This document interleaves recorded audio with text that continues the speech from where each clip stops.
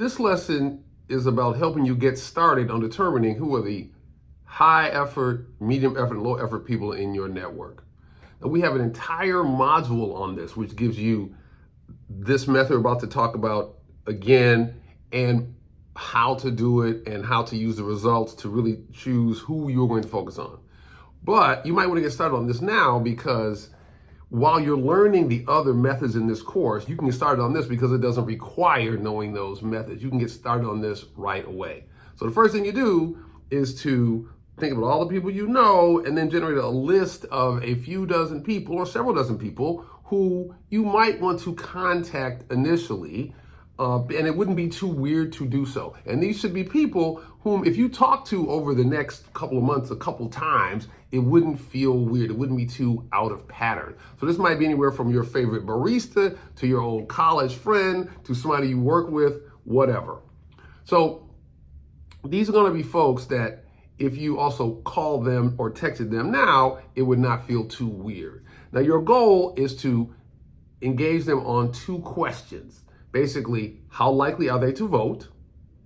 And how likely are they to vote for your candidate or your issue? So you want to ask that question, and when they answer, you want to try to nudge them to give you a number on that. Let's say from 0, I'm not doing that, I'm not voting, or I'm not voting for Harris, to 100, I'm definitely voting, or I'm definitely voting for Harris, to 50, it could be a toss-up either way.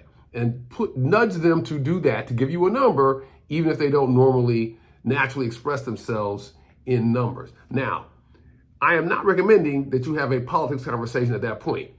In fact, unless they really agree with you, highly likely to vote and highly likely to vote the way you want them to, you shouldn't have that conversation, because you're just trying to reconnect. Now, if they're highly like you, then you might want to have that conversation about politics, because it's energizing and it's fun, but don't linger in it too long, because you're trying to get some work done with your whole network. So there's more information in Module 5 about how to contextualize this conversation. The little script we give you, a reason to ask it if they want to know. But the main point is to have an encounter with them in person, by text, or however you do it, where you try to get them to answer those questions. How likely are you to vote from 0 to 100? How likely are they to vote for the candidate you want from 0 to 100?